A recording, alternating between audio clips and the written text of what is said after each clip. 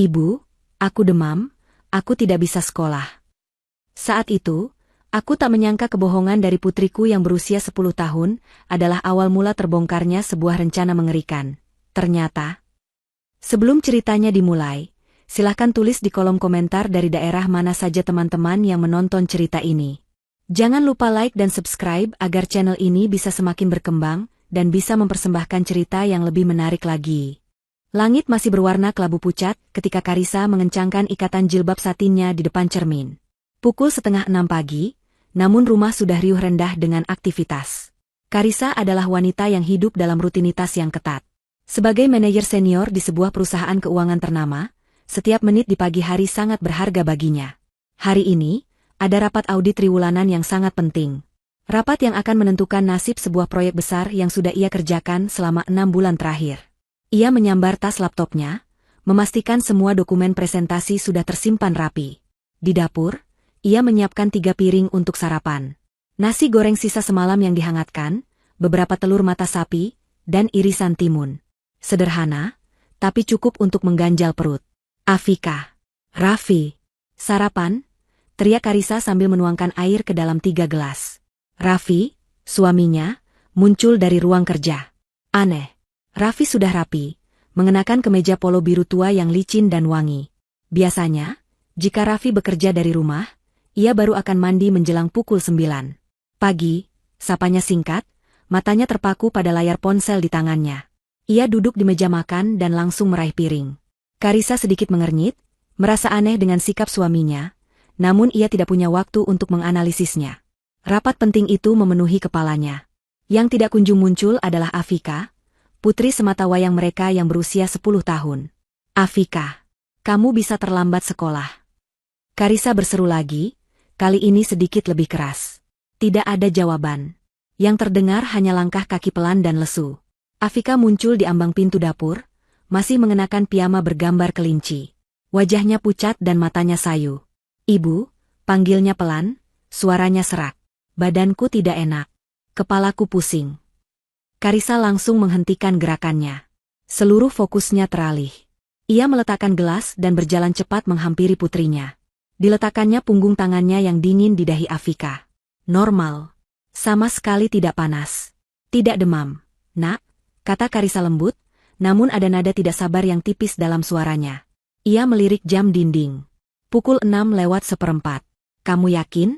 Hari ini kamu ada ulangan matematika, kan? Afika menggeleng pelan, matanya berkaca-kaca. Bukan, Bu. Aku mual. Kepalaku pusing sekali, berputar-putar, rengeknya. Ia bersandar pada kusen pintu, terlihat sangat lemah. Karissa bimbang. Hatinya sebagai ibu menjerit khawatir, namun otaknya sebagai manajer berteriak panik. Rapat ini tidak bisa ia tinggalkan. Ia sudah berjanji pada timnya. Ia menatap Afika lekat-lekat, mencari tanda-tanda kebohongan, namun yang ia lihat hanya kelelahan. Sudahlah, Riz, Raffi tiba-tiba angkat bicara. Ia akhirnya meletakkan ponselnya, namun tatapannya sulit diartikan. Kasihan Afika. Izinkan saja dia istirahat di rumah. Wajahnya pucat begitu. Raffi berdiri dan mengusap kepala Afika. Nanti ayah yang awasi dari rumah. Ayah kan hari ini tidak ke kantor. Karissa tertegun. Ini adalah kejutan kedua pagi ini. Raffi biasanya adalah orang yang paling vokal soal disiplin sekolah. Raffi tidak pernah membiarkan Afika bolos hanya karena tidak enak badan. Ia selalu berkata, selama tidak demam tinggi, sekolah adalah wajib. Tapi hari ini, suaminya itu terlalu mudah menyerah. Terlalu suportif. Sebagian dari diri Karissa merasa curiga, namun sebagian besar dirinya merasa lega karena ada solusi cepat. Kamu yakin bisa mengawasinya, Mas? Tanya Karissa. Aku ada rapat besar. Tentu saja. Sudah, kamu berangkat saja. Nanti terlambat, kata Raffi. Ia kembali ke meja makan, sikapnya seolah masalah sudah selesai. Karissa menghela napas panjang. Ia membuat keputusan. Baiklah. Afika, kamu istirahat di kamar. Ibu akan siapkan bubur instan dan obat penurun panas di meja makan. Kalau kamu lapar, kamu makan. Kalau pusing, minum obatnya, perintah Karissa. Ia kembali ke dapur, bergerak cepat seperti mesin. Menyiapkan nampan kecil untuk Afika, lengkap dengan air putih hangat dan termometer. Aku janji, ibu akan pulang cepat hari ini, kata Karisa, mencium kening Afika yang masih terasa normal. Mungkin ibu hanya kerja setengah hari. Setelah rapat selesai, ibu langsung pulang untuk merawatmu. Oke. Afika mengangguk lemah. Iya, ibu. Hati-hati di jalan. Karisa meraih tas laptop dan tas tangannya. Aku berangkat. Mas, tolong titip Afika. Hubungi aku kalau ada apa-apa, katanya pada Raffi. Iya, hati-hati, jawab Raffi tanpa mengangkat wajah dari ponselnya lagi. Karisa menutup pintu di belakangnya dengan perasaan campur aduk. Ada rasa bersalah meninggalkan anak yang sakit, namun ada juga rasa lega karena ia tidak perlu membatalkan rapat. Di atas segalanya, ada sebuah firasat aneh yang mengganjal di hatinya, seperti kerikil kecil di dalam sepatunya. Firasat yang berpusat pada sikap aneh Raffi pagi ini.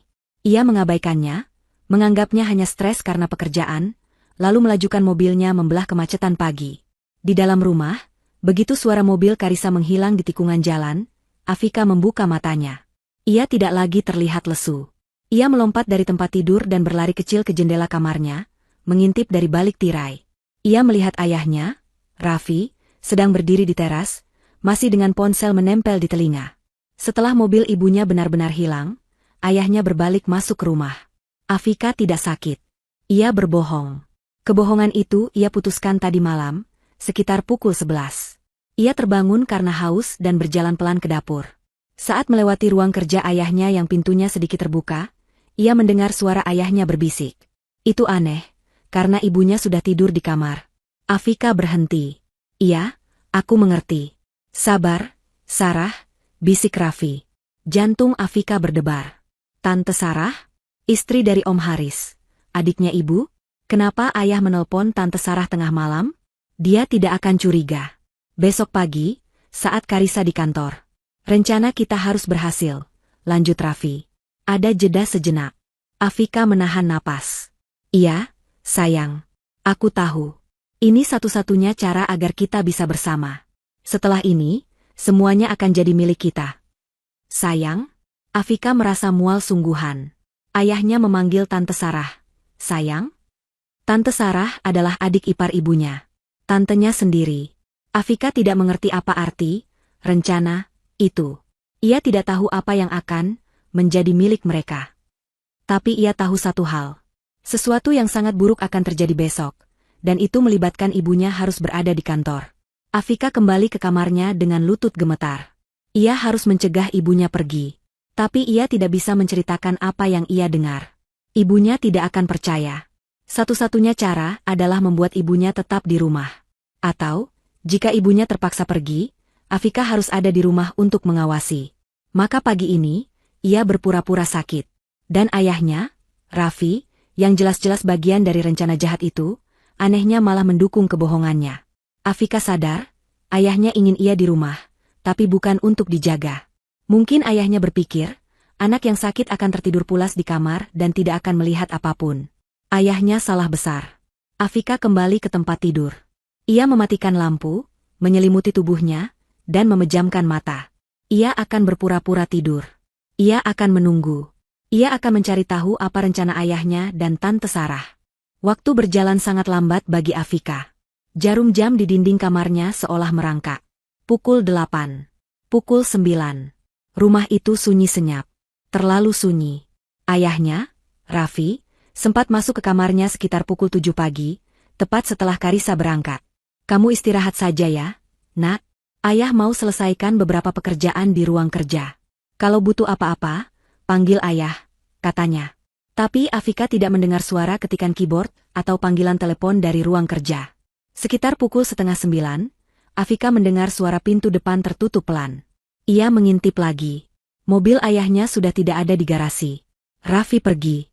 Afika merasa lega sekaligus semakin cemas. Ayahnya bilang akan menjaganya, tapi dia malah pergi. Ini berarti, sesuatu akan terjadi. Afika tetap di kamarnya. Ia tidak menyentuh bubur atau obat yang disiapkan ibunya. Ia hanya menunggu. Perutnya melilit, kali ini bukan pura-pura. Ia takut. Ia takut pada apa yang akan dilakukan ayahnya, dan apa yang akan terjadi pada ibunya.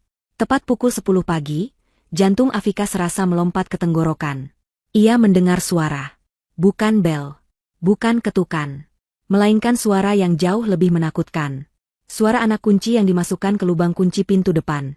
Lalu, suara mekanisme kunci itu berputar. Klik. Afika membeku. Ibunya bilang akan pulang setengah hari, tapi ini masih terlalu pagi. Lagi pula, ibunya tidak akan membuka pintu sepelan itu. Ayahnya? Tapi ayahnya baru saja pergi, dan untuk apa dia menyelinap masuk ke rumahnya sendiri? Pintu depan berderit pelan saat terbuka. Lalu tertutup lagi dengan sangat pelan. Sun. Afika menahan napas. Ia turun dari tempat tidur tanpa suara, melangkah di ujung jari kakinya menuju pintu kamar. Kamarnya berada di lantai 1, di lorong yang langsung mengarah ke ruang tamu. Ia membuka pintu kamarnya hanya selebar 1 sentimeter, cukup bagi sebelah matanya untuk mengawasi lorong. Sosok itu muncul. Seorang wanita. Bukan ibunya. Itu Tante Sarah. Afika menutup mulutnya agar tidak menjerit. Tante Sarah. Istri dari Om Haris. Wanita yang dipanggil, sayang, oleh ayahnya tadi malam. Dia ada di sini, sendirian. Dan dia masuk menggunakan kunci sendiri. Sejak kapan Tante Sarah memiliki kunci rumah mereka? Sarah tidak terlihat seperti sedang berkunjung. Wajahnya tegang, pucat, dan matanya bergerak liar mengawasi sekeliling, seolah takut ada yang melihat. Ia mengenakan blus sederhana dan celana panjang, serta membawa tas tangan berwarna coklat yang ukurannya cukup besar. Ia berjalan berjinjit, seolah sedang berada di rumah seorang musuh, bukan di rumah kakak iparnya. Afika mengamati setiap gerakan tantenya. Sarah tidak pergi ke dapur untuk minum. Ia tidak duduk di sofa. Ia juga tidak berjalan ke arah kamar Afika untuk memeriksanya. Sarah tahu Afika ada di rumah dan sedang sakit. Seharusnya, sebagai seorang tante, ia menjenguk Afika. Tapi Sarah mengabaikan keberadaan keponakannya. Tujuan Sarah jelas. Matanya tertuju pada satu benda di ruang tamu. Di sofa panjang dekat jendela, tergeletak jaket kerja Karisa yang lain. Itu adalah jaket blazer berwarna krem, jaket kesayangan ibunya yang biasanya dipakai untuk pertemuan-pertemuan penting. Karisa pasti lupa menyimpannya di lemari tadi malam karena terlalu lelah. Sarah mendekati sofa itu seperti seekor predator. Tangannya gemetar. Ia meletakkan tasnya di lantai, lalu membuka resleting tas itu dengan kasar. Afika bisa melihat jantung tantenya berdebar kencang dari gerakan dadanya yang naik turun dengan cepat. Dari dalam tas, Sarah mengeluarkan sesuatu. Benda itu terbungkus dalam amplop coklat tebal seukuran kertas A4. Amplop itu terlihat menggembung, berisi sesuatu yang tebal. Dengan tangan yang masih gemetar hebat, Sarah merogoh jaket Karisa. Ia tidak memasukkannya ke saku luar. Ia mencari sesuatu yang lebih tersembunyi. Afika tahu jaket itu. Jaket itu memiliki saku rahasia di bagian lapisan dalamnya, yang ditutup dengan resleting tipis. Ibunya biasa menyimpan ponsel cadangan di sana. Sarah menemukan resleting itu. Ia membukanya. Suara resleting yang ditarik terdengar sangat keras di rumah yang sunyi itu. Sarah memasukkan amplop coklat tebal itu ke dalam saku rahasia. Ia sedikit kesulitan karena amplopnya tebal, tapi ia memaksanya masuk. Setelah berhasil, ia menutup kembali resletingnya. Ia merapikan jaket itu, menepuk-nepuknya beberapa kali, berusaha membuatnya terlihat normal, seolah tidak pernah disentuh. Afika mematung. Ia tidak tahu apa isi amplop itu, tapi ia tahu itu adalah benda yang jahat. Itu adalah bagian dari rencana yang ia dengar semalam. Ayahnya dan Tante Sarah sedang menjebak ibunya. Mereka menanam sesuatu di jaket ibunya. Setelah selesai, Sarah tampak sangat lega. Ia menyandarkan tubuhnya ke sofa sejenak, memejamkan mata, dan mengambil napas dalam-dalam. Ia terlihat seperti orang yang baru saja menyelesaikan tugas paling menakutkan dalam hidupnya. Kemudian, ia mengambil tasnya. Ia tidak langsung pergi. Ia mengeluarkan ponselnya. Jari-jarinya dengan cepat mengetik sesuatu. Sebuah pesan. Afika bisa menebak kepada siapa pesan itu dikirim.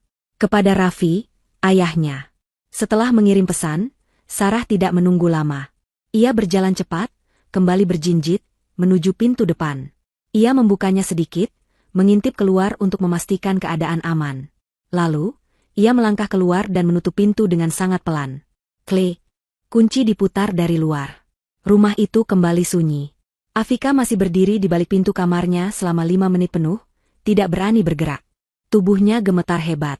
Tantenya baru saja menanam sesuatu di jaket ibunya.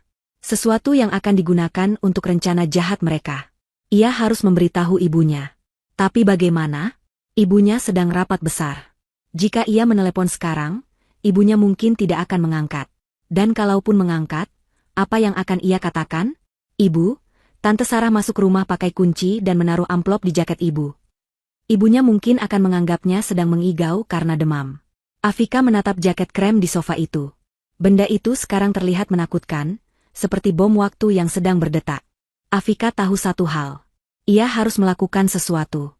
Dan ia harus melakukannya sebelum ibunya pulang. Rumah itu kembali sunyi. Tapi kesunyian kali ini terasa berbeda. Bukan lagi sunyi yang menenangkan, melainkan sunyi yang pekat, yang menekan dada Afika hingga sesak. Tante Sarah sudah pergi. Afika masih mematung di balik pintu kamarnya, telinganya berdenging, matanya terpaku pada lorong kosong. Pikirannya berputar kencang. Tante Sarah. Kunci. Amplop coklat. Jaket ibu. Ini adalah potongan-potongan teka-teki yang mengerikan, dan Afika tidak tahu bagaimana cara menyusunnya. Ia hanya tahu, ini sangat salah. Rasa takut itu bergulat hebat dengan rasa penasaran di dalam dirinya. Sebagian dari dirinya ingin berlari ke tempat tidur, menarik selimut menutupi kepala, dan menangis. Menangis sampai ibunya pulang dan mengatakan semua baik-baik saja. Tapi sebagian dirinya yang lain, bagian yang mewarisi keteguhan hati Karissa, tahu bahwa ia tidak bisa diam. Ibunya dalam bahaya. Dan entah bagaimana, jaket krem di ruang tamu itu adalah pusatnya. Perlahan, sangat perlahan, Afika mendorong pintu kamarnya. Pintu itu berderit sedikit. Afika membeku. Ia mendengarkan. Tidak ada suara lain. Hanya detak jam di dinding ruang makan. Tik, tok, tik, tok. Suara itu seolah mengejek keberaniannya yang kecil. Ia melangkah keluar dari kamar. Kakinya yang telanjang tidak menimbulkan suara di atas lantai keramik yang dingin. Ruang tamu terlihat persis seperti saat ibunya berangkat tadi pagi. Terang, rapi, namun kini terasa asing dan mengancam. Di sana, di sofa, jaket itu tergeletak. Jaket krem yang biasa dipakai ibunya. Jaket yang selalu wangi parfum melati yang lembut. Sekarang, jaket itu terlihat seperti sarang ular. Afika berjalan mendekat. Lututnya gemetar. Ia berdiri di depan sofa, hanya menatap jaket itu. Apa yang harus ia lakukan? Haruskah ia menelepon ibunya sekarang? Tapi ibunya sedang rapat penting. Afika tidak mau mengganggu ibunya hanya karena perasaan. Dan lagi, apa yang akan ia katakan? Tante Sarah menaruh amplop? Ibunya mungkin akan tertawa, mengira ia bermimpi. Tidak. Ia butuh bukti. Ia harus tahu apa isi amplop itu. Dengan tangan gemetar, Afika menyentuh jaket itu. Kainnya halus dan dingin. Ia meraba-raba bagian dalam, di tempat ia melihat Sarah menyembunyikan benda itu. Ia merasakan sebuah tonjolan yang kaku. Di sana, saku rahasia ibunya. Afika menarik napas. Ia mencengkeram kepala resleting yang kecil dan menariknya. Suara resleting terbuka terdengar seperti robekan kain di keheningan rumah. Tangan mungilnya masuk ke dalam saku. Jari-jarinya menyentuh tepi amplop yang kasar. Amplop coklat tebal. Persis seperti yang ia lihat. Jantungnya berdebar begitu kencang, hingga ia bisa merasakannya di tenggorokan. Ia menarik amplop itu keluar. Berat. Lebih berat dari yang ia duga. Amplop itu tidak disegel. Hanya ditutup dengan lipatan logam kecil. Afika duduk di lantai, bersandar di sofa, membelakangi pintu depan. Ia meletakkan amplop itu di pangkuannya. Haruskah ia membukanya? Ini milik ibunya. Membuka barang orang lain itu tidak sopan. Ibunya selalu mengajarkan itu. Tapi ini terasa berbeda. Ini bukan surat biasa. Ini adalah rencana yang ayahnya bicarakan dengan Tante Sarah. Ini adalah bukti yang akan membuat ibunya celaka. Maafkan aku, Ibu, bisik Afika. Ia membuka lipatan logam itu. Jarinya masuk ke dalam amplop dan menarik isinya. Matanya membelalak. Hal pertama yang ia lihat adalah uang. Tumpukan uang. Banyak sekali. Uang kertas merah, masih baru dan kaku, diikat dengan karet gelang. Ada beberapa ikat. Afika tidak pernah melihat uang sebanyak itu secara langsung. Perutnya mual. Ini uang apa? Kenapa Tante Sarah menaruh uang sebanyak ini di jaket ibunya? Di bawah tumpukan uang, ada benda lain. Benda hitam kecil. Sebuah flash drive USB. Afika mengambilnya. Benda itu terasa dingin di telapak tangannya. Ia tahu benda ini. Ibunya dan ayahnya sering menggunakannya untuk menyimpan data pekerjaan. Uang dan flash drive. Kombinasi yang aneh. Anak berusia 10 tahun mungkin tidak mengerti tentang penggelapan dana atau audit palsu. Tapi Afika tahu satu hal dari film-film yang ia tonton bersama ayahnya. Orang jahat selalu berhubungan dengan tumpukan uang tunai dan data rahasia. Pikirannya langsung menyimpulkan. Ayahnya dan Tante Sarah adalah orang jahat. Mereka ingin menjebak ibunya. Mereka menaruh barang-barang ini di jaket ibunya, agar terlihat seolah-olah ibunya adalah pencuri. Tiba-tiba, Afika mendengar suara yang sama persis seperti yang ia dengar jam 10 tadi. Suara anak kunci dimasukkan ke lubang pintu. Jantungnya serasa berhenti berdetak. Itu pasti Tante Sarah. Dia kembali. Mungkin dia melupakan sesuatu. Afika panik. Ia tidak punya waktu untuk berpikir. Ia buru-buru memasukkan tumpukan uang dan flash drive itu kembali ke dalam amplop coklat. Ia mencoba memasukkan amplop itu kembali ke saku rahasia jaket. Tapi tangannya gemetar hebat. Amplop itu tebal, dan resletingnya sempit. Tidak mau masuk. Suara pintu depan mulai berputar. Tidak. Tidak. Bisiknya panik. Ia tidak punya pilihan. Ia mencengkeram amplop itu erat-erat. Ruang tamu itu terbuka, tidak ada tempat sembunyi. Kecuali di bawah meja kopi. Tidak. Terlalu terlihat. Di balik tirai, terlalu sempit. Satu-satunya tempat adalah celah sempit di antara punggung sofa dan dinding. Afika, dengan tubuhnya yang kecil, melompat ke belakang sofa. Ia meringkuk, memeluk lututnya ke dada, menahan amplop itu di dadanya. Ia membuat dirinya sekecil mungkin, berdoa agar tidak terlihat. Pintu depan terbuka. Klik. Pintu tertutup. Langkah kaki terdengar. Langkah kaki yang berat. Langkah kaki seorang pria. Bukan Tante Sarah. Itu ayah. Itu Raffi. Afika menahan napas. Ia bisa mendengar ayahnya berjalan mondar-mandir di ruang tamu. Afika bersembunyi di balik sofa, hanya beberapa meter dari ayahnya. Ia bisa mencium aroma parfum yang dipakai ayahnya pagi tadi. Kemudian, ayahnya berhenti. Afika mendengar suara ayahnya menghela napas, lalu suara tombol ponsel ditekan. Ayahnya menelepon seseorang. Iya, halo, suara Raffi terdengar. Ada jeda. Afika tahu persis siapa yang ditelepon ayahnya. Aman. Sarah. Aku sudah cek dari luar. Dia masih sakit di kamarnya, kata Raffi. Suaranya dingin dan penuh perhitungan, sangat berbeda dari suara ayah yang dikenalnya. Afika merasa sebilah es menusuk jantungnya. Ayahnya tahu dia sakit. Ayahnya mengandalkan itu. Aku sudah di rumah sekarang, lanjut Raffi. Barangnya sudah di jaket, kan? Kamu yakin tidak ada yang lihat? Raffi terdiam, mendengarkan jawaban dari seberang. Bagus. Sempurna. Sesuai rencana, kata Raffi. Kamu tinggal lakukan bagianmu. Telepon polisi jam 8 malam. Ingat, gunakan nomor baru. Bilang saja kamu dapat info anonim. Katakan seorang wanita bernama Karissa akan membawa bukti penggelapan dana di jaket kremnya. Polisi akan datang ke sini tepat saat kita sedang bertengkar soal perceraian. Raffi tertawa pelan. Tawa yang membuat darah Afika membeku. Wanita bodoh itu tidak akan curiga sedikit pun. Dia terlalu sibuk dengan rapat audit sialannya. Dia tidak tahu, audit itu memang sengaja aku yang atur untuk menjebak dia. Malam ini, dia berakhir. Dan besok, kita bisa mulai hidup baru kita. Iya, sayang. Aku juga. Raffi mematikan teleponnya. Afika masih meringkuk di balik sofa. Ia tidak bisa bernapas. Air mata panas mengalir di pipinya tanpa suara. Ayah. Ayahnya sendiri. Ayahnya menyebut ibunya, wanita bodoh. Ayahnya menjebak ibunya. Ayahnya berselingkuh dengan Tante Sarah. Ayahnya ingin ibunya ditangkap polisi. Dan di tangannya, Afika memegang amplop yang akan menghancurkan ibunya. Di lantai 28 sebuah gedung pencakar langit, Karissa menatap layar di ruang rapat dengan pandangan kosong. Pendingin ruangan bekerja dengan sangat baik, membuat ruangan itu terasa dingin, namun sebutir keringat dingin mengalir di pelipisnya, tersembunyi di balik jilbabnya. Direktur keuangan sedang memaparkan grafik-grafik yang rumit tentang proyeksi laba, tapi Karissa tidak bisa fokus. Pikirannya tidak berada di ruang rapat yang mewah ini. Pikirannya tertinggal di rumah, bersama Afika. Firasat buruk itu, yang tadi pagi hanya seperti kerikil kecil, kini terasa seperti batu besar yang mengganjal di perutnya. Semua terasa salah. Wajah Afika yang pucat, yang ia tahu betul bukan pucat karena demam. Kening yang tidak panas itu. Lalu sikap Raffi. Suaminya yang anehnya sudah rapi, wangi, dan sangat cepat setuju Afika bolos sekolah. Raffi yang biasanya paling keras soal disiplin. Karissa adalah seorang profesional. Ia sudah terlatih untuk memisahkan urusan pribadi dan pekerjaan.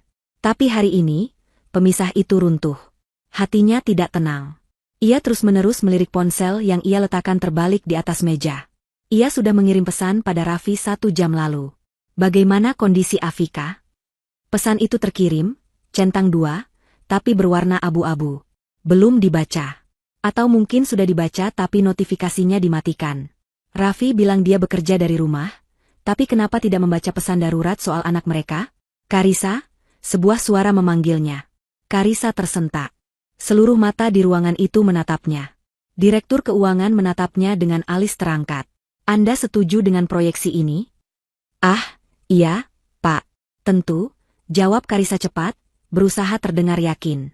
Proyeksi itu sangat sejalan dengan data yang kami kumpulkan. Ia beruntung ia masih mendengarkan poin terakhirnya. Rapat berlanjut. Sekarang gilirannya untuk presentasi. Karissa berdiri. Ia berjalan ke depan ruang rapat, laptopnya sudah terhubung ke proyektor. Ia adalah seorang wanita karir yang cemerlang. Ia menguasai materi ini. Ia sudah mempersiapkannya selama berminggu-minggu. Ia mulai berbicara. Suaranya terdengar percaya diri, jelas, dan lugas. Persis seperti yang dilatihkan padanya. Ia memaparkan data audit internal timnya, menunjukkan efisiensi, dan mengusulkan strategi baru. Semua orang mendengarkan dengan saksama. Namun di dalam kepalanya, suaranya sendiri terbelah. Satu suara memaparkan data, suara lainnya menjerit. Kenapa Raffi tidak membalas pesanku? Kenapa Afika terlihat sangat ketakutan pagi ini? Kenapa suamiku pagi ini terlihat seperti orang asing? Ia teringat sesuatu. Tadi malam, sekitar pukul 11, ia terbangun karena ingin minum. Ia melewati ruang kerja Raffi yang pintunya tertutup. Terdengar suara Raffi berbisik. Karissa saat itu mengira suaminya sedang rapat larut malam dengan klien luar negeri. Ia tidak memikirkannya lebih jauh dan kembali tidur.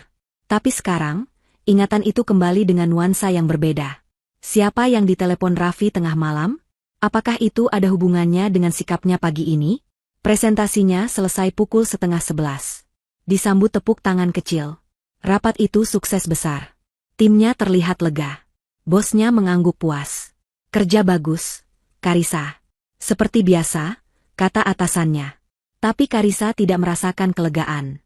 Firasat buruk itu semakin kuat. Ia kembali ke mejanya, sebuah bilik pribadi dengan pemandangan kota Jakarta. Ia meraih ponselnya. Masih tidak ada balasan dari Raffi. Ia memutuskan untuk menelepon. Panggilannya tidak masuk. Langsung dialihkan ke kotak suara. Nomor yang Anda tuju sedang tidak aktif. Darah Karissa tersirap. Tidak aktif? Raffi tidak pernah mematikan ponselnya. Ponsel itu adalah nyawanya. Kepanikan mulai menjalari dirinya. Ini tidak benar. Ia baru saja akan mencoba menelepon rumah, ketika sebuah notifikasi email muncul di layar komputernya. Email itu baru saja masuk. Pengirim, HRD Pusat. Subjek, panggilan audit internal, segera. Jantung Karissa serasa berhenti berdetak. Ini bukan rapat audit triwulanan yang baru saja ia selesaikan. Ini adalah sesuatu yang lain. Ini adalah email resmi yang ditujukan hanya padanya dan Direktur Kepatuhan. Tubuhnya mendingin. Ia membuka email itu dengan tangan gemetar. Email itu singkat dan formal. Dengan hormat, sehubungan dengan ditemukannya beberapa anomali serius dalam pencatatan dana proyek X yang berada di bawah pengawasan Anda, Departemen Kepatuhan dan Audit Internal meminta kehadiran mendesak Anda sore ini pukul 14. Anomali serius? Proyek X? Itu proyek yang sedang ia tangani. Proyek yang datanya baru saja ia presentasikan. Tidak mungkin. Karissa adalah orang yang paling teliti. Ia memeriksa setiap angka, setiap faktur. Ini tidak mungkin salah. Dan kemudian, semua potongan itu menyatu di kepalanya. Pagi yang aneh. Afika yang sakit. Raffi yang tidak aktif. Dan sekarang, tuduhan audit palsu yang menargetkan dirinya. Ini bukan kebetulan. Ini adalah sebuah jebakan. Firasat itu kini berubah menjadi kepastian yang menakutkan. Seseorang sedang berusaha menjebaknya. Dan firasat terburuknya mengatakan, ini ada hubungannya dengan rumah. Karissa tidak membalas email itu. Ia tidak peduli lagi dengan rapat pukul 2 siang. Ia menyambar tas tangannya, mengabaikan tatapan heran rekan-rekan kerjanya. Saya ada urusan darurat keluarga, serunya pada atasannya sambil berlari menuju lift. Di dalam lift yang bergerak turun dengan cepat, tangannya yang gemetar berusaha menekan nomor telepon rumah. Ia tidak mencoba menelepon Raffi lagi. Ia ingin mendengar suara Afika. Telepon berdering. 1 kali, 2 kali, 3 kali. Afika biasanya langsung mengangkat. 4 kali, 5 kali. Jantung Karissa serasa diremas. Angkat, nak, angkat. 10 kali dering. Akhirnya, telepon itu diangkat. Halo? Suara itu bukan suara Afika yang ceria. Itu adalah bisikan yang tercekik, nyaris tak terdengar. Suara anak yang sedang menangis ketakutan. Afika. Sayang. Ini ibu. Kamu baik-baik saja? Kenapa lama sekali? Sembur Karissa, panik. Ibu. Suara Afika pecah. Ibu di mana? Ibu di jalan. Ibu pulang sekarang. Kenapa? Nak, kamu kenapa? Di mana ayah?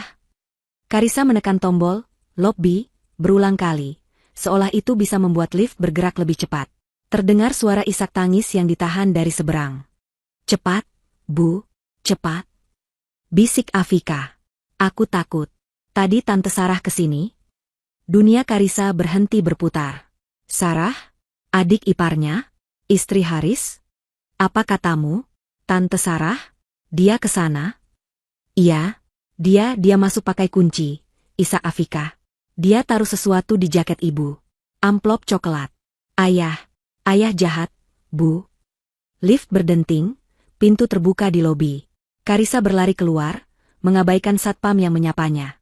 Afika, dengarkan ibu. Ayah di mana? Ayah baru pulang. Dia lagi telepon, dia bilang, wanita bodoh itu. Suara Afika tiba-tiba terputus oleh suara derit pintu di latar belakang, lalu suara teriakan tertahan. Klik. Panggilan itu terputus. Afika menutup teleponnya. Karissa membeku di tengah lobi yang ramai. Wanita bodoh itu. Itu dia. Itu dirinya. Suaminya. Adik iparnya. Anaknya dalam bahaya. Ini semua adalah konspirasi. Menghancurkan. Karissa tidak pernah mengemudi secepat ini seumur hidupnya. Jantungnya berdebam di dalam dada, memompa adrenalin dan rasa takut yang pekat ke seluruh tubuhnya. Pikirannya berpacu lebih cepat dari mobilnya, memutar ulang percakapan terakhir yang terputus itu. Ibu, cepat. Tante Sarah kunci amplop. Ayah jahat, wanita bodoh itu. Dan kemudian, teriakan tertahan Afika sebelum panggilan itu mati. Apakah Raffi mendengarnya? Apakah Raffi menangkap Afika? Apakah putrinya disakiti? Setiap lampu merah terasa seperti siksaan. Setiap mobil di depannya adalah rintangan yang harus ia musnahkan. Jarak kantor ke rumah yang biasanya memakan waktu 40 menit dengan lalu lintas normal, ia tempuh dalam 25 menit. Ia membanting setir ke halaman rumah, mesin mobil bahkan belum sempat ia matikan sepenuhnya saat ia melompat keluar, kunci rumah sudah ada di tangannya. Ia menusukkan kunci ke pintu dan membukanya dengan kasar. Afika, teriaknya, suaranya menggema di rumah yang sunyi. Afika, kamu di mana? Hening. Kesunyian itu jauh lebih menakutkan daripada teriakan. Jaket krem iblis itu masih tergeletak di sofa, seperti seekor binatang buas yang sedang tidur. Tas laptopnya ia lempar begitu saja ke lantai. Afika. Ada apa, Riz? Teriak-teriak begitu. Suara itu datang dari ruang kerja.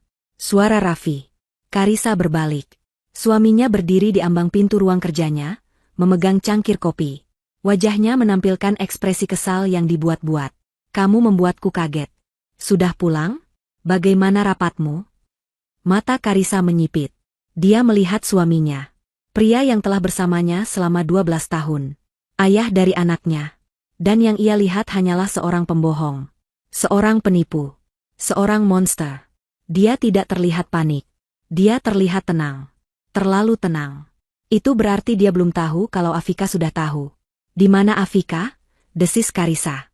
Suaranya dingin, rendah, dan bergetar karena amarah. Raffi mengangkat alis. Aktingnya luar biasa. Di kamarnya, tentu saja. Dia kan sakit. Aku sedang bekerja, baru mau memeriksanya lagi. Katanya, pura-pura peduli. Afika? Ibumu pulang, nak? Karissa mengabaikannya. Ia berlari ke kamar Afika, mendorong pintunya hingga terbanting ke dinding. Afika. Kamar itu kosong. Tempat tidurnya acak-acakan, tapi anaknya tidak ada di sana. Bubur dan obat di atas nakas masih utuh. Dingin. Kepanikan yang sesungguhnya kini mencengkeram hati Karisa. Afika. Raffi muncul di belakangnya. Lihat kan, dia? Kalimat Raffi terputus saat ia juga melihat kamar yang kosong. Untuk sepersekian detik, Karisa melihat topengnya goyah. Bukan kepanikan seorang ayah, tapi kekesalan seorang konspirator yang rencananya terganggu. Dia ke kamar mandi mungkin, gumam Raffi. Afika. Karisa berteriak lagi. Ia berlari ke kamar mandi. Kosong. Ke dapur. Kosong. Ke gudang di bawah tangga. Kosong. Rasa putus asa mulai menjalari Karisa. Apakah Afika mencoba kabur? Apakah dia diculik? Dia tidak mungkin pergi jauh, kata Raffi, suaranya kini terdengar tegang. Dia pasti hanya Ibu. Suara itu sangat pelan. Bisikan yang nyaris tak terdengar. Datang dari dalam kamar Afika. Karisa bergegas kembali ke kamar. Raffi mengikutinya. Karisa berhenti, mendengarkan. Ibu. Suara itu datang dari dalam lemari pakaian. Karisa menarik pintu lemari. Di sana, di sudut paling gelap, di antara gaun-gaun dan seragam sekolah yang tergantung, Afika duduk meringkuk. Tubuhnya gemetar hebat. Wajahnya basah oleh air mata dan ingus. Dan di pelukannya, ia mencengkeram erat sebuah amplop coklat tebal. Ya Tuhan, Afika. Karisa langsung berlutut, menarik putrinya ke dalam pelukannya. Tubuh kecil itu terasa dingin dan bergetar hebat. Kamu tidak apa-apa, nak? Kamu aman. Ibu di sini. Afika terisak, tangisannya meledak. Tangisan yang sejak tadi ia tahan. Ibu. Ibu. Raffi berdiri terpaku di ambang pintu. Matanya tidak tertuju pada Afika yang menangis. Matanya terpaku pada amplop coklat di tangan Afika. Afika, apa yang kamu lakukan? Itu apa? Suara Raffi berubah, tidak lagi berpura-pura. Nada itu tajam dan marah. Afika semakin erat memeluk Karisa. Ibu, ini. Afika melepaskan pelukannya dan menyodorkan amplop itu ke tangan Karisa. Ini. Dari Tante Sarah. Dia yang taruh di jaket ibu tadi.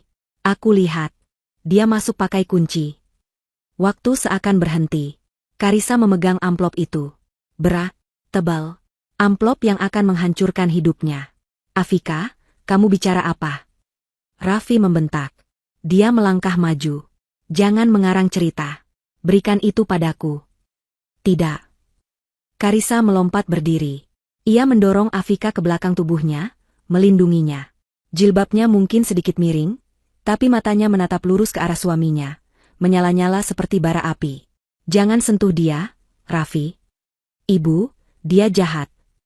Afika berteriak dari balik punggung Karisa. Tangisannya kini bercampur dengan kemarahan. Aku dengar semuanya. Aku pura-pura sakit. Aku dengar ayah telepon Tante Sarah tadi malam, panggil, sayang. Aku dengar Tante Sarah masuk. Aku lihat dia taruh ini. Terus ayah pulang, ayah telepon Tante Sarah lagi. Aku sembunyi di balik sofa. Ayah bilang ibu, wanita bodoh. Ayah bilang ibu sibuk rapat. Ayah bilang Tante Sarah harus telepon polisi jam 8 malam. Ayah mau ibu ditangkap. Setiap kata yang keluar dari mulut Afika adalah sebilah pisau yang menghunjam jantung Karisa. Pura-pura sakit. Perselingkuhan. Penjebakan. Rencana polisi. Panggilan jam 8 malam. Semuanya. Kebenaran itu begitu utuh, begitu cepat, dan begitu menghancurkan. Hening. Suara Raffi yang angkuh kini hilang. Yang tersisa hanyalah tatapan mata yang dingin dan penuh kebencian. Topengnya telah hancur. Dia tidak lagi menyangkal. Dia tertangkap basah oleh seorang anak berusia 10 tahun. Dia menatap Karisa, lalu menatap Afika. Kamu, katanya pada Afika, suaranya berdesis. Kamu anak kecil bodoh. Kamu sudah menghancurkan segalanya. Dia melangkah maju, tangannya terulur, bukan untuk memeluk, tapi untuk merebut. Keluar, bisik Karisa. Suaranya nyaris tak terdengar, namun syarat dengan amarah yang tertahan hingga bergetar. Raffi tertawa. Tawa yang kering dan jahat. Keluar? Dari rumahku sendiri? Oh, tidak, Karisa. Rencananya tetap berjalan. Dia menyeringai, menunjuk ke amplop di tangan Karisa. Dan kamu tahu bagian terbaiknya? Kamu memegangnya. Kamu yang mengambilnya dari jaket. Kamu yang terlihat panik. Saat polisi datang, kamu terlihat sangat bersalah. Kamu baru saja menghancurkan barang bukti. Karisa menatap amplop di tangannya. Dia benar. Sialan, dia benar. Dalam kepanikannya menyelamatkan Afika, dia telah memegang bukti itu dengan tangannya sendiri. Standoff itu terasa berlangsung selamanya. 3 orang di dalam kamar anak-anak. Namun suasananya seperti di medan perang. Karisa, Raffi, dan Afika. Ibu yang melindungi, ayah yang mengkhianati, dan anak yang menjadi saksi. Tangan Raffi masih terulur, menuntut amplop itu diserahkan. Wajahnya tidak lagi berpura-pura, kini penuh dengan kebencian dan rasa frustrasi karena rencananya yang sempurna digagalkan oleh putrinya sendiri. Karisa menarik napas dalam-dalam. Amarahnya begitu besar hingga hampir membutakannya, tapi ia tidak boleh kalah sekarang. Afika sudah melakukan bagiannya. Anak itu telah menyelamatkannya. Sekarang giliran Karisa untuk menyelamatkan mereka berdua. Afika, kata Karisa, suaranya tiba-tiba menjadi tenang dan sangat dingin. Ia tidak melepaskan pandangannya dari Raffi. Masuk ke kamar mandi ibu. Kunci pintunya dari dalam. Bawa ponsel ibu yang ada di tas. Jangan buka pintunya untuk siapapun kecuali ibu. Kamu mengerti? Afika, meskipun gemetar, mengangguk tegas. Ia tahu ini bukan saatnya menangis. Ia melepaskan pegangannya pada baju Karisa. Tidak, seru Raffi. Dia tetap di sini. Dia tidak akan kemana-mana. Karisa membalas. Ia mendorong Afika dengan lembut. Pergi. Sekarang. Afika berlari keluar kamar. Raffi bergerak untuk mencegatnya, tapi Karisa menghalangi jalannya, berdiri tepat di depan suaminya. Tubuh mereka hampir bersentuhan. Jangan. Sentuh. Dia. Raffi terhenti. Dia melihat sesuatu di mata Karisa yang belum pernah ia lihat sebelumnya. Bukan lagi kelembutan seorang istri, tapi keganasan seekor singa betina yang anaknya terancam. Afika berhasil masuk ke kamar utama, dan suara kunci diputar terdengar jelas. Sekarang, hanya mereka berdua. Jadi, kata Karisa, masih memegang amplop itu. Ini rencanamu? Menjebakku dengan penggelapan dana? Setelah semua yang aku lakukan untuk keluarga ini? Raffi mendengus. Dia berjalan mondar-mandir di kamar Afika yang sempit, seperti serigala yang terkurung. Semua yang kamu lakukan? Kamu pikir kamu siapa? Karisa? Wanita karir yang sukses? Dia mencibir. Kamu terlalu sombong. Selalu sibuk dengan rapatmu, dengan proyekmu. Merasa lebih pintar dari semua orang. Kamu bahkan tidak sadar kalau aku yang mengatur, anomali, itu di datamu. Aku yang membuat audit dadakan itu menunjuk padamu. Pengakuan itu menghantam Karisa, tapi tidak lagi mengejutkannya. Dan Sarah? Dia bagian dari ini? Sarah? Raffi tersenyum. Senyum yang menjijikkan. Sarah mengerti aku. Dia menghargaiku. Dia tidak seperti kamu, yang hanya peduli pada dirimu sendiri. Dia jauh lebih baik darimu. Jauh lebih hangat. Perselingkuhan itu terkonfirmasi. Kejahatan finansial itu terkonfirmasi. Hati Karisa yang tadi hancur, kini membeku. Mengeras menjadi baja. Tidak ada lagi kesedihan. Yang tersisa hanya perhitungan. Kamu membuat kesalahan besar, kata Karisa pelan. Kesalahan? Kesalahanku satu-satunya adalah membiarkan anak bodoh itu memata-mataiku, balas Raffi. Sekarang berikan amplop itu. Aku akan membuangnya. Aku akan cari cara lain. Tidak, kata Karisa. Dia berbalik dan berjalan keluar dari kamar Afika, menuju ruang tamu. Dia butuh laptopnya. Dia butuh senjatanya. Raffi mengikutinya, berteriak. Karisa, jangan bodoh. Kamu mau apa? Karisa duduk di meja makan. Tempat mereka sarapan pagi tadi. Terasa seperti seabad yang lalu. Dia meletakkan amplop itu di meja. Dia membuka tas laptopnya yang tadi ia lempar. Dia menyalakannya. Tangannya gemetar, tapi bukan karena takut. Karena kemarahan. Dia menumpahkan isi amplop itu ke atas meja. Tumpukan uang tunai. Dan flash drive hitam. Raffi berhenti berteriak. Dia hanya mengamati. Karisa mengambil flash drive itu. Inilah intinya. Uang tunai ini hanya umpan, untuk membuatnya terlihat seperti suap atau hasil kejahatan. Bukti digital di flash drive inilah yang akan mengirimnya ke penjara. Sebagai manajer keuangan, dia tahu apa yang harus dicari. Dia mencolokkan flash drive itu ke laptopnya. Laptopnya berdenting. Sebuah drive baru muncul. Karisa membukanya. Isinya persis seperti yang ia duga. Sebuah pekerjaan yang rapi. Folder berisi file Excel yang sudah dimodifikasi dengan cermat. Email rekayasa dalam format PST, yang seolah-olah menunjukkan korespondensi antara dirinya dan vendor fiktif. Dan yang paling memberatkan, sebuah file PDF berisi rincian transfer ke rekening bank di luar negeri, yang dibuat agar mudah dilacak kepadanya. Lihat, kata Raffi, suaranya penuh kemenangan. Kamu sudah selesai. Tidak ada jalan keluar.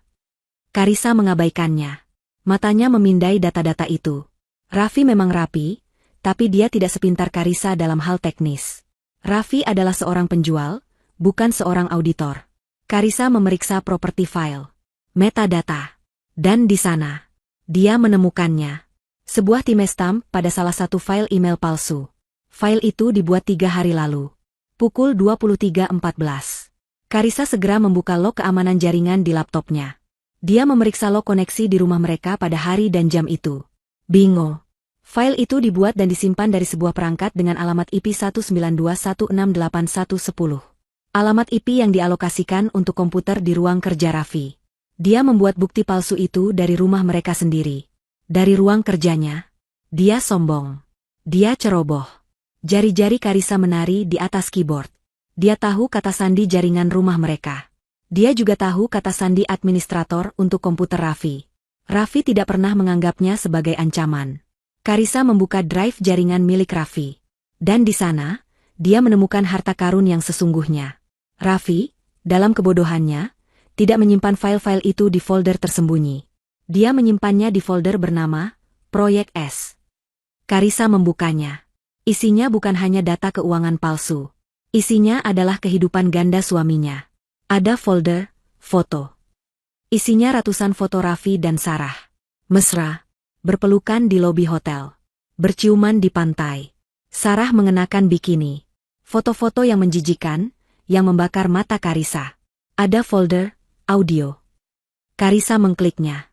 Sebuah file MP3. Dia memutarnya. Suara Raffi dan Sarah terdengar dari rekaman telepon. Mereka sedang merencanakan semuanya. Setelah Karissa masuk penjara, kita jual rumahnya. Anak itu, dia bisa ikut Haris. Karissa memejamkan mata sejenak. Rasa mual naik ke tenggorokannya. Dia menelannya kembali. Dia mengambil hard drive eksternal dari tas laptopnya. Dia mulai menyalin semuanya. File jebakan dari flash drive. Log IP address. Seluruh folder, Proyek S. Foto. Audio. Semuanya. Dia juga mengunggahnya secara bersamaan ke penyimpanan cloud pribadinya yang terenkripsi. Raffi, yang tidak mengerti apa yang dilakukan Karissa, hanya melihatnya mengetik dengan panik. Dia mengira Karissa sedang berusaha menghapus bukti. Percuma, Karissa, katanya lagi. Aku punya salinannya. Aku akan memberikannya langsung ke polisi. Tentu saja, kata Karissa, tanpa menatapnya. Proses penyalinan selesai. Dia mencabut hard drive eksternal dan menyimpannya di sakunya. Dia lalu mengambil flash drive hitam jebakan itu. Dia mengambil tumpukan uang tunai. Dengan sangat tenang, dia memasukkan semuanya kembali ke dalam amplop coklat tebal. Raffi menatapnya bingung. Apa yang kamu lakukan? Karissa berdiri. Dia berjalan ke ruang tamu. Dia mengambil jaket krem itu. Dia membuka saku rahasia di bagian dalam. Dan dia memasukkan kembali amplop itu persis di tempat Sarah meletakkannya. Karissa, teriak Raffi, benar-benar bingung sekarang. Karissa berbalik menghadapnya. Dia mengambil ponselnya. Waktu menunjukkan pukul 1 siang. Dia masih punya waktu 7 jam. Kamu benar, Raffi, kata Karissa. Matanya dingin seperti es. Rencananya tetap berjalan. Polisi akan datang jam 8 malam. Dia tersenyum. Senyum pertama hari ini. Senyum yang tidak sampai ke matanya. Tapi, lanjutnya. Aku rasa, alur ceritanya perlu sedikit aku ubah. Raffi menatapnya ngeri, seolah baru pertama kali melihat istrinya. Karissa menekan sebuah nomor di ponselnya. Bukan nomor polisi. Bukan nomor Haris. Ini nomor yang sudah lama ia simpan untuk keadaan darurat perusahaan. Telepon itu diangkat. Kantor Detektif Bima Sakti.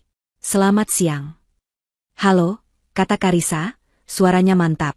Saya Karissa. Saya perlu menyewa tim Anda. Segera. Saya mau rumah saya dipasangi kamera pengawas dan perekam suara sebelum jam 5 sore ini. Telepon itu tersambung. Suara seorang pria yang tenang dan profesional terdengar. Kantor Detektif Bima Sakti. Selamat siang. Dengan siapa saya bicara? Selamat siang, jawab Karissa. Suaranya tidak lagi bergetar karena tangis atau amarah. Suara itu dingin, rata, dan penuh kendali. Nama saya Karissa. Saya adalah korban dari percobaan penjebakan kriminal dan konspirasi yang melibatkan penggelapan dana. Dan itu dilakukan oleh suami saya sendiri. Ada jeda singkat di seberang. Saya mengerti, Bu Karissa. Lanjutkan. Saya punya waktu sampai jam 8 malam ini, kata Karissa, matanya menatap jam dinding. Pukul 1 siang. Malam ini, para pelaku akan memanggil polisi ke rumah saya untuk menemukan bukti palsu yang sudah mereka tanam. Saya perlu tim Anda di rumah saya, di alamat yang akan saya kirimkan, sebelum jam 5 sore. Saya butuh instalasi penuh. Kamera tersembunyi, perekam audio, di seluruh ruang tamu dan ruang keluarga. Saya ingin setiap kata dan setiap ekspresi wajah terekam. Itu permintaan yang sangat mendadak, Bu. Tapi bisa kami lakukan. Tim kami profesional, jawab suara itu. Anda yakin para pelaku akan datang ke rumah Anda? Saya yakin sekali, kata Karissa. Karena saya sendiri yang akan mengundang mereka ke dalam perangkap. Saya akan mentransfer biayanya sekarang. Penuh. Saya tidak peduli harganya. Saya hanya peduli hasilnya. Setelah menutup telepon dan mengirimkan alamat serta mentransfer sejumlah besar uang, Karissa menarik napas. Fase pertama selesai. Sekarang, fase kedua, saksi kunci. Ia berjalan ke kamar utamanya, tempat Afika bersembunyi. Ia mengetuk pintu kamar mandi. Afika? Sayang, ini ibu. Buka pintunya. Kita aman. Suara kunci diputar. Pintu terbuka. Afika melongo keluar, matanya bengkak dan merah. Ibu? Ayah? Ayahmu sedang di luar. Dia akan segera kembali. Tapi kita tidak akan takut lagi. Karissa berlutut, memegang kedua bahu putrinya. Dia menatap mata Afika lekat-lekat. Dengar, ibu tidak sedih. Ibu tidak akan menangis. Ibu marah. Dan ibu akan menang. Tapi ibu butuh bantuanmu sekali lagi. Apa, Bu? Bisik Afika. Malam ini, akan ada banyak orang di sini. Akan ada Tante Sarah, mungkin Om Haris, dan akan ada polisi. Ayahmu dan Tante Sarah akan berakting. Mereka akan pura-pura sedih, pura-pura kaget. Mereka akan menuduh ibu sebagai penjahat. Ini akan jadi pertunjukan yang hebat. Jelas Karissa. Tapi itu tidak benar. Seru Afika. Ibu tahu. Kamu tahu. Dan sebentar lagi, seluruh dunia akan tahu, kata Karissa. Ibu mau kamu tetap di kamarmu. Kunci pintu. Jangan keluar, tidak peduli kamu dengar suara apa. Tidak peduli ibu berteriak atau menangis. Itu semua bagian dari rencana ibu. Kamu baru boleh keluar kalau ibu sendiri yang datang menjemputmu. Kamu mengerti? Melihat baja di mata ibunya, ketakutan Afika perlahan tergantikan oleh keteguhan. Ini adalah ibunya yang hebat, ibunya yang tidak terkalahkan. Dia mengangguk. Aku mengerti, Bu. Aku akan berakting. Bagus. Sekarang, makanlah. Kamu pasti lapar, kata Karissa. Untuk pertama kalinya dalam beberapa jam, mereka berdua makan siang. Sebuah makan siang yang aneh, di tengah kamar yang terkunci, seperti dua jenderal yang menyusun strategi perang terakhir. Pukul 3 sore, sebuah van putih polos tanpa logo berhenti di depan rumah. Dua pria berpenampilan seperti teknisi internet keluar. Karissa membukakan pintu. Pria yang memimpin, yang memperkenalkan diri sebagai Bara, memiliki mata yang tajam dan sikap yang efisien. Ibu Karissa, kami siap. Di mana target lokasinya? Selama 1 jam berikutnya, rumah itu diubah menjadi panggung. Mereka bekerja cepat. Kamera mikro definisi tinggi dipasang di tempat-tempat yang tidak terduga. 1 di dalam bingkai foto digital di rak buku. 1 di dalam detektor asap palsu yang mereka pasang di langit-langit.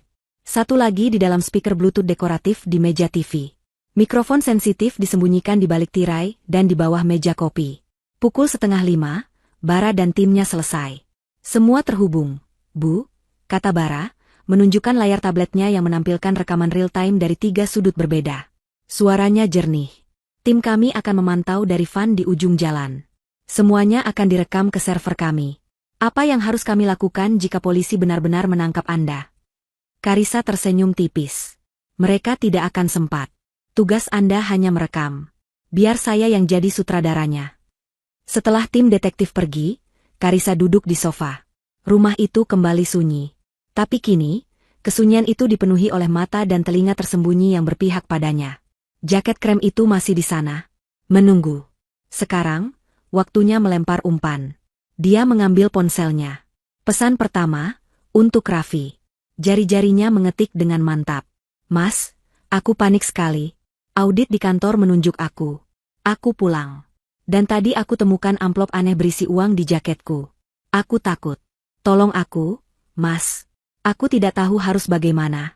Cepat pulang. Terkirim. Dia tahu Raffi akan membaca pesan ini dengan gembira. Ini adalah konfirmasi bahwa Karisa telah menemukan bukti itu, persis seperti yang direncanakan. Dia akan berpura-pura menjadi pahlawan. Pesan kedua. Ini lebih rumit. Dia harus memastikan Sarah ada di sini, tapi tanpa menimbulkan kecurigaan. Dia menelepon adiknya, Haris, suami sah Sarah. Halo, Mbak, sapa Haris di seberang. Haris, maaf mengganggu. Karisa memulai, suaranya dibuat bergetar seolah menahan tangis. Aktingnya dimulai sekarang. Mbak lagi ada masalah besar. Besar sekali. Di kantor. Mbak dituduh sesuatu yang mengerikan. Astaga, Mbak. Apa? Tuduhan apa? Suara Haris terdengar tulus khawatir. Nanti Mbak ceritakan. Tapi Mbak benar-benar butuh dukungan keluarga malam ini. Mbak takut sekali. Kamu dan Sarah, bisa ke rumah malam ini? Jam-jam 7:30? Temani Mbak. Mbak tidak mau sendirian kalau Raffi pulang. Tentu saja, Mbak. Pasti. Kami pasti datang. Mbak yang kuat ya. Kami segera ke sana nanti. Janji Haris. Sempurna. Haris akan membawa Sarah. Dan Sarah, yang tahu rencana jam 8 malam, tidak akan bisa menolak. Dia harus datang untuk memainkan perannya sebagai adik ipar yang bersimpati. Pukul 6 sore, ponsel Karisa bergetar. Balasan dari Raffi. Ya Tuhan, Riz, apalagi ini? Tenang, jangan lakukan apa-apa. Jangan sentuh amplop itu. Aku sedang di jalan, ada urusan penting. Aku akan segera pulang. Tunggu aku. Karisa membaca pesan itu dengan tatapan dingin. Urusan penting. Tentu saja. Dia mungkin sedang bersama Sarah, merayakan kemenangan mereka yang terlalu dini. Waktu merangkak. Pukul 7. Karisa merapikan jilbabnya. Dia duduk di sofa ruang tamu, di titik buta kamera, tapi menghadap langsung ke jaket krem yang ia letakkan dengan sengaja di kursi seberangnya. Jaket itu diterangi lampu sorot kecil, seperti sebuah properti utama di atas panggung. Pukul 7:30. Dia mengirim pesan terakhir ke Bara Divan. Panggung siap. Aktor pertama akan segera tiba. Tepat pukul 7:30 kurang 5 menit, suara mobil Raffi terdengar memasuki garasi. Pintu depan terbuka dengan kasar. Raffi masuk. Wajahnya sengaja dibuat panik dan penuh keringat. Dia bahkan melonggarkan dasinya agar terlihat lebih tertekan. Akting yang sangat meyakinkan.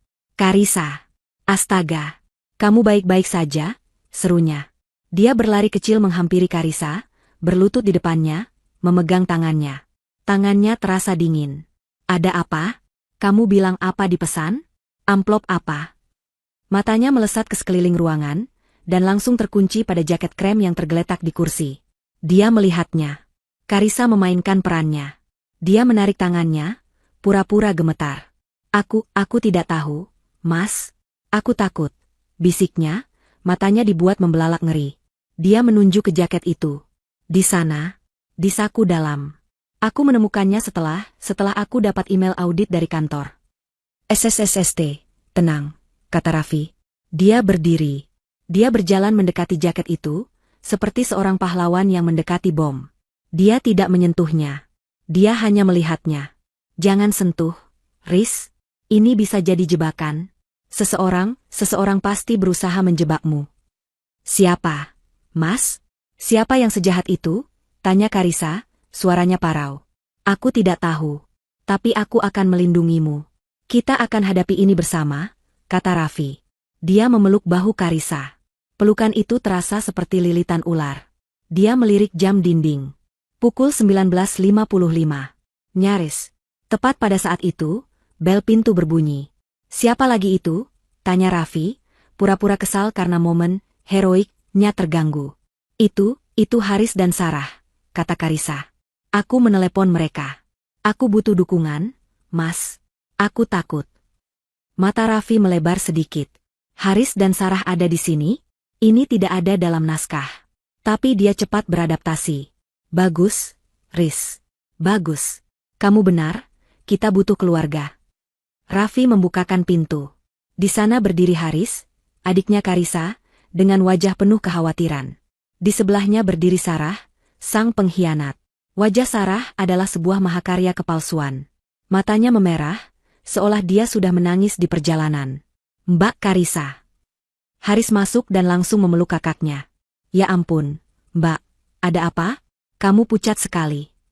Sarah. Karissa menyapa adik iparnya. Mbak, Sarah maju dan memeluk Karissa. Pelukan yang palsu. Kami dengar. Ya Tuhan, Mbak, yang sabar ya. Ini cobaan berat. Ada masalah apa sebenarnya? Matanya bertemu dengan mata Raffi di atas bahu Karissa. Sebuah kilat kecil, konfirmasi. Semua siap. Aku dituduh menggelapkan dana. Haris, kata Karissa, melepaskan pelukan Sarah. Dan aku menemukan ini. Dia kembali menunjuk ke jaket krem itu. Sebuah amplop berisi uang dan flash drive. Haris terperangah. Apa? Siapa yang menaruhnya? Aku tidak tahu. Karissa mulai menangis, pura-pura. Sudah. Raffi menenangkan, menempatkan dirinya sebagai kepala keluarga yang tegar. Kita akan selesaikan ini. Yang penting kita. Ding dong. Bel pintu berbunyi lagi. Kali ini, suaranya terdengar lebih keras, lebih resmi. Semua orang terdiam. Haris menatap bingung. Karissa menunduk, menyembunyikan senyumnya. Raffi dan Sarah saling pandang. Inilah saatnya. Wajah mereka berdua kini dipenuhi kesedihan yang teatrikal. Siapa lagi itu, Mas? Tanya Sarah, suaranya dibuat gemetar.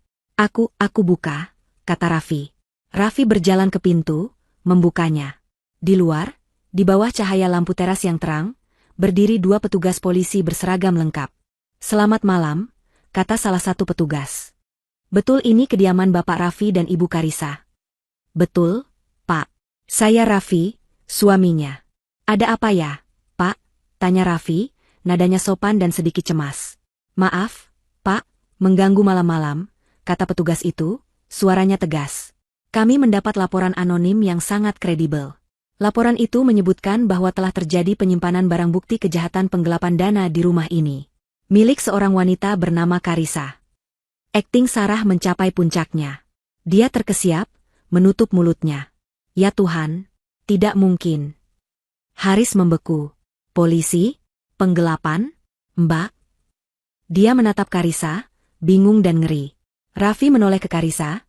Ekspresinya adalah campuran sempurna antara kekecewaan dan kesedihan seorang suami yang dikhianati.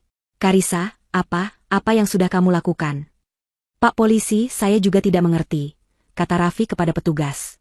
Istri saya, dia sedang stres berat akhir-akhir ini karena pekerjaannya. Ya Tuhan, Mbak Hana, teriak Sarah tiba-tiba, air matanya kini mengalir deras. Dia menunjuk Karissa. Aku nggak nyangka, Mbak. Tegas sekali Mbak sama Mas Raffi, sama Afika. Kenapa, Mbak? Kenapa? Petugas polisi itu menatap Karissa, yang sejak tadi hanya diam tertunduk di sofa. Maaf, Bu. Kami harus bertindak atas laporan ini. Laporan itu secara spesifik menyebutkan barang bukti disimpan di dalam sebuah jaket blazer berwarna krem. Semua mata tertuju pada jaket di kursi. Raffi menghela napas berat, seperti orang yang menanggung beban dunia. Di situ, Pak, katanya dengan suara bergetar. Dia tadi bilang, dia menemukan sesuatu di jaket itu. Petugas itu melangkah masuk, tatapannya profesional. Petugas yang satu lagi berjaga di pintu. Bu, bisa Anda tunjukkan jaket yang dimaksud? Karissa akhirnya mengangkat wajahnya. Tidak ada air mata. Tidak ada ketakutan. Matanya menatap lurus ke arah Sarah, lalu ke Raffi.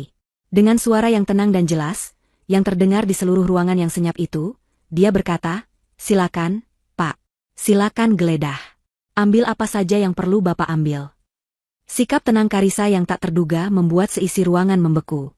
Haris menatap kakaknya dengan campuran kebingungan dan ketakutan. Sarah, yang air matanya sudah menggenang, tampak sedikit terkejut oleh nada bicara Karissa yang tidak terdengar seperti orang panik.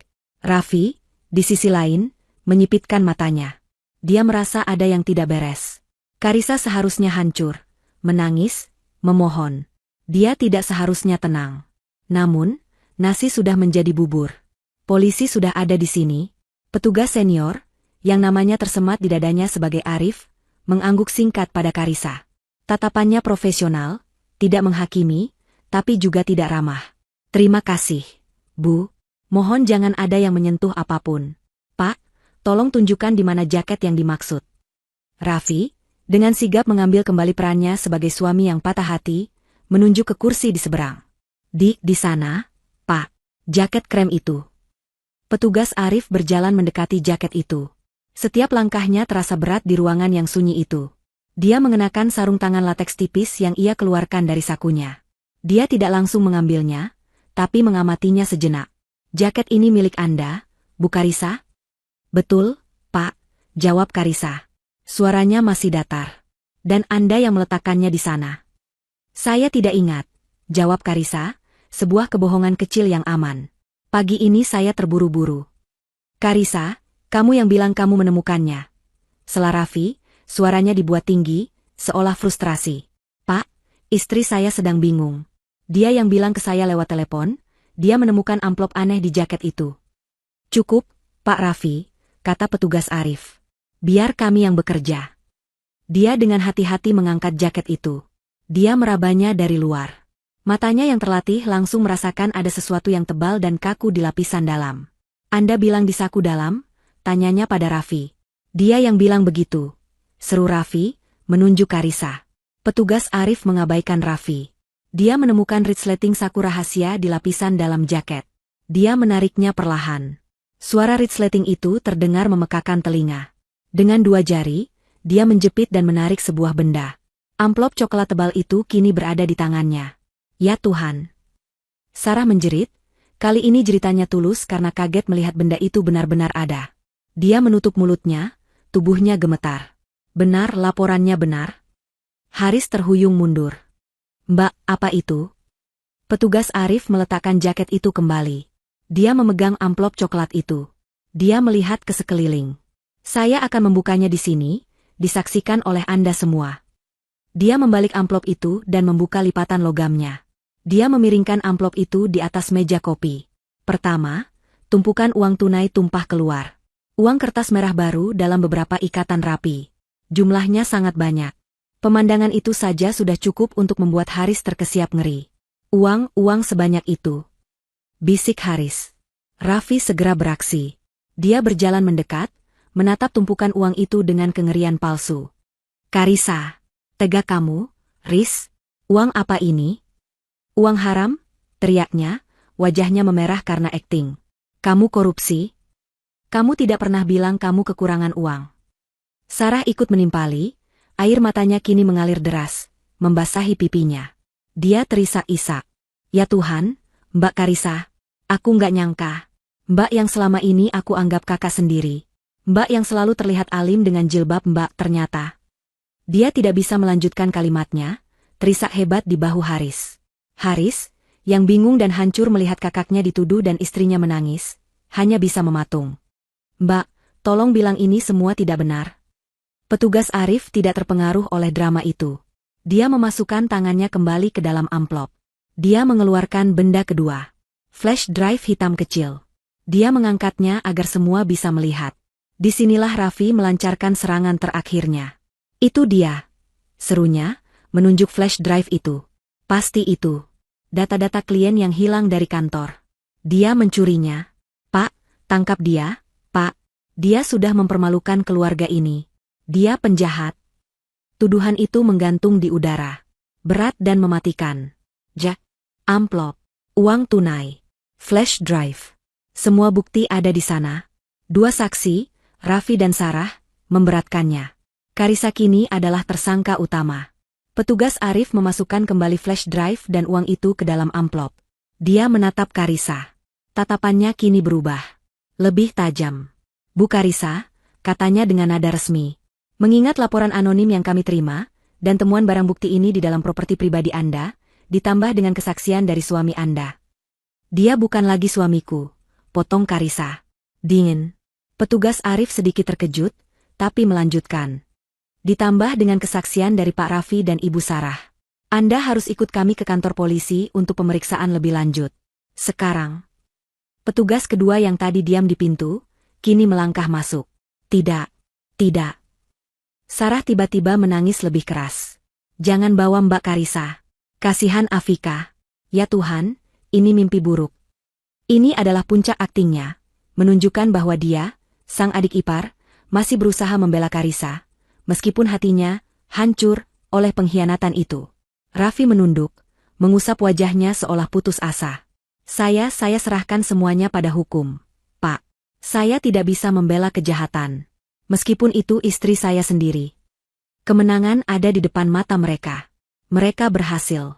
Karissa akan digelandang keluar rumah ini dengan borgol. Reputasinya hancur. Afika akan jadi milik mereka. Rumah ini akan jadi milik mereka. Petugas Arif sudah memegang amplop itu. Petugas kedua sudah berdiri di samping Karissa. Silakan, Bu. Kita berangkat. Karissa menatap Raffi. Dia menatap Sarah, yang sedang menyembunyikan senyum kemenangannya di balik isak tangis di bahu Haris. Dia menatap Haris, yang menatapnya dengan kekecewaan mendalam. Karissa menarik napas. Dia tersenyum. Senyuman tipis yang sangat tenang. Saya rasa, kata Karissa, suaranya jelas dan terdengar di seluruh ruangan. Saya tidak akan kemana-mana, Pak. Anda tidak punya pilihan, Bu, kata petugas Arif, mulai tidak sabar. Oh, saya punya, kata Karissa. Karena Anda semua baru saja menyaksikan babak pertama dari pertunjukan ini. Apa maksudmu, Riz? Kamu sudah gila? Bentak Raffi. Karissa mengabaikannya. Dia menoleh ke arah pintu ruang kerjanya yang tertutup. Bara, kamu bisa masuk sekarang. Bawa timmu. Waktunya babak kedua. Semua orang menoleh ke pintu ruang kerja. Raffi dan Sarah membeku. Bara? Siapa itu Bara? Pintu ruang kerja terbuka. Yang keluar bukanlah detektif swasta. Yang keluar pertama adalah seorang pria yang mereka kenal. Pria yang tadi mengantar teknisi internet. Bara. Dia tidak sendirian. Dia bersama dua orang berseragam polisi yang berbeda. Seragam mereka terlihat lebih resmi, dengan pangkat lebih tinggi. Ini bukan petugas patroli. Ini adalah penyidik dari unit kejahatan siber dan ekonomi. Selamat malam, kata Bara, suaranya tenang. Dia memegang tablet di tangannya. Saya Bara, dari tim investigasi independen yang disewa oleh klien kami, Ibu Karissa. Wajah Raffi dan Sarah berubah dari kemenangan menjadi kebingungan total. Petugas Arif, kata salah satu penyidik yang baru datang. Terima kasih atas bantuannya. Kasus ini sekarang kami ambil alih. Ternyata, kami tidak hanya menangani kasus dugaan penggelapan dana. Penyidik itu menatap tajam ke arah Raffi dan Sarah. Kami di sini untuk menyelidiki kasus laporan palsu, pencemaran nama baik, persekongkolan kriminal, penanaman bukti palsu, dan perselingkuhan. Darah tersirap dari wajah Raffi dan Sarah. Karissa berdiri. Dan sekarang, katanya sambil mengambil remote TV. Mari kita tonton filmnya bersama-sama. Film yang kalian bintangi pagi ini. Ruangan itu hening seketika. Polisi patroli, petugas Arif, yang tadi bersikap tegas, kini tampak bingung, mundur selangkah, memberi jalan bagi penyidik yang baru datang. Raffi dan Sarah mematung. Wajah Sarah yang tadi basah oleh air mata palsu, kini mengering, pucat pasi seperti kertas. Raffi membuka mulutnya, tapi tidak ada suara yang keluar.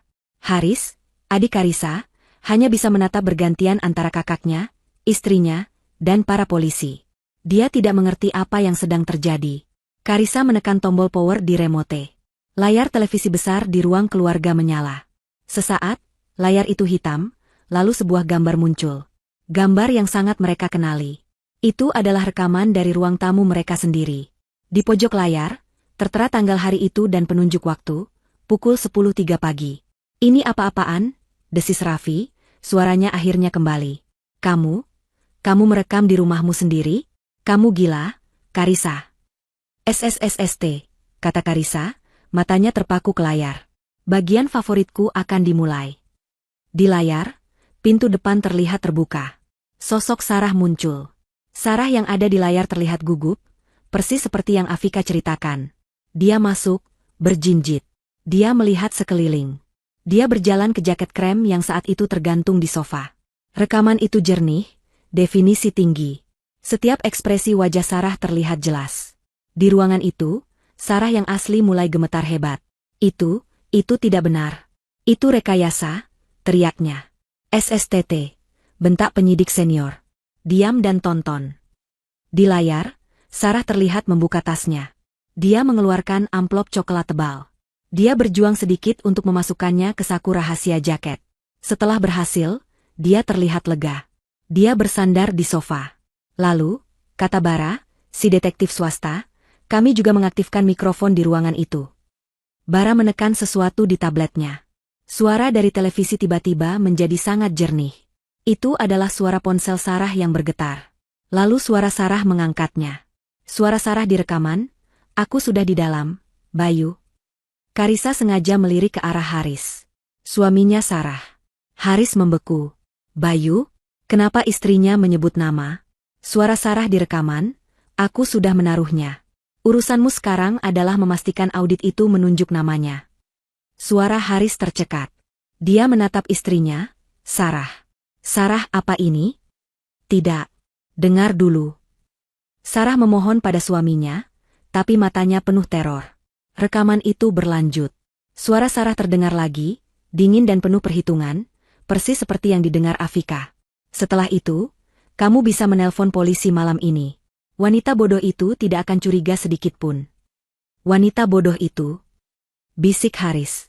Dia kini menatap kakaknya, Karissa, dengan tatapan ngeri. Dia sadar siapa yang dimaksud, wanita bodoh. Itu palsu, teriak Raffi.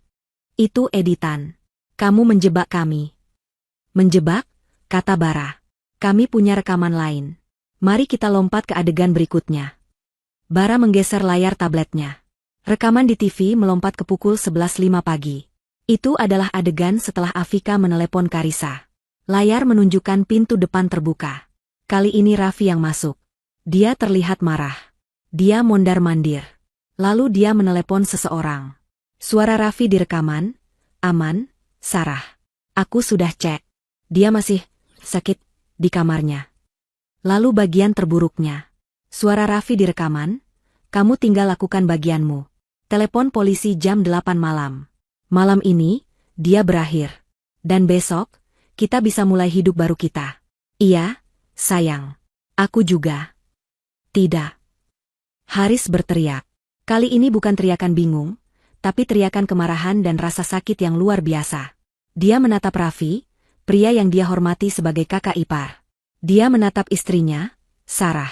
Sayang, kamu panggil dia, sayang. Sarah? Mas Haris, aku bisa jelaskan? Isak Sarah. Kali ini air matanya asli. Jelaskan apa? Jelaskan kalau kamu selingkuh dengan suami kakakku? Jelaskan kalau kamu bersekongkol menjebloskan dia ke penjara? Haris hancur. Dia mundur, menjauh dari Sarah seolah istrinya itu racun. Raffi mencoba jalan keluar terakhir. Itu tidak membuktikan apa-apa. Itu hanya rekaman. Kamu tidak punya buktinya, katanya pada Karissa. Oh, tentu saja aku punya, kata Karissa. Pintu kamar Afika terbuka. Afika melangkah keluar. Dia tidak lagi menangis. Dia tidak lagi takut. Dia berdiri tegak di samping Bara. Aku dengar, kata Afika dengan suara lantang, menunjuk ayahnya. Aku dengar ayah bilang, sayang, sama Tante Sarah di telepon tadi malam. Aku dengar ayah bilang ibu, wanita bodoh. Dan aku lihat Tante Sarah menaruh amplop itu di jaket ibu. Kesaksian seorang anak. Langsung. Menghancurkan. Dan terakhir, kata Bara. Dia menyerahkan sebuah map tebal kepada penyidik. Jika rekaman visual dan audio tidak cukup, ini adalah bukti digital. Log metadata dari komputer Pak Raffi, menunjukkan dia yang membuat file-file jebakan itu 3 hari lalu. Dan ini, dia mengeluarkan tablet lain, adalah isi dari folder, Proyek S, di komputernya. Berisi ratusan foto mesra Pak Raffi dan Ibu Sarah di berbagai hotel. Serta rekaman audio perencanaan mereka. Mereka tidak hanya berencana menjebak Ibu Karissa. Mereka berencana mengambil alih seluruh asetnya setelah Ibu Karissa dipenjara. Itu adalah paku terakhir di peti mati. Penyidik senior mengangguk. Dia menatap petugas Arif. Borgol mereka. Apa? Raffi panik. Atas dasar apa? Saya tidak melakukan apa-apa. Raffi dan Sarah, kata penyidik itu, suaranya tidak menyisakan ruang untuk bantahan. Kalian ditahan atas tuduhan membuat laporan palsu kepada pihak berwajib, persekongkolan kriminal, penanaman bukti palsu, dan pencemaran nama baik. Tuduhan penggelapan dana dan perselingkuhan akan kami proses secara terpisah. Petugas Arif, yang kini paham betul situasinya, dengan sigap mengeluarkan 2 pasang borgol. Tidak. Lepaskan aku. Karissa. Kamu yang menjebakku. Teriak Raffi saat borgol itu terpasang di pergelangan tangannya. Mas Raffi, tolong aku. Sarah menangis histeris, menatap suaminya, Haris. Haris menatapnya dengan tatapan kosong. Dingin. Jangan pernah panggil namaku lagi. Kita selesai. Kedua pengkhianat itu digiring keluar dari rumah. Di teras, di bawah tatapan ingin tahu tetangga yang mungkin mendengar keributan, mereka dimasukkan ke mobil polisi. Karma telah datang. Cepat, brutal, dan disaksikan semua orang. Di ruang tamu, Haris terduduk di lantai, menutupi wajahnya.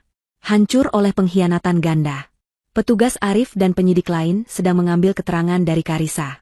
Karissa berjalan menghampiri putrinya. Dia berlutut di depan Afika. Tidak ada lagi baja di matanya. Yang ada hanya cinta dan rasa terima kasih yang tak terhingga.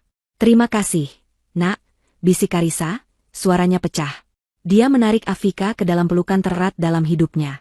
Ibu, aku tadi tidak demam. Isa Afika di bahu ibunya. Karissa tertawa kecil di antara air matanya. Dia mengelus kepala putrinya. Ibu tahu. Kebohongan kecilmu pagi ini, secara tidak sengaja telah menyelamatkan hidup ibu. Mereka berpelukan erat. Rumah itu terasa kotor oleh pengkhianatan. Tapi di tengah-tengahnya, ikatan ibu dan anak itu bersinar lebih kuat dari sebelumnya. Keadilan telah ditegakkan, dan topeng para penjahat telah terbuka, berkat seorang anak perempuan berusia 10 tahun yang hanya ingin menghabiskan waktu bersama ibunya. Waktu bersama ibunya. Waktu bersama ibunya. Waktu bersama ibunya. Waktu bersama ibunya. Waktu bersama ibunya.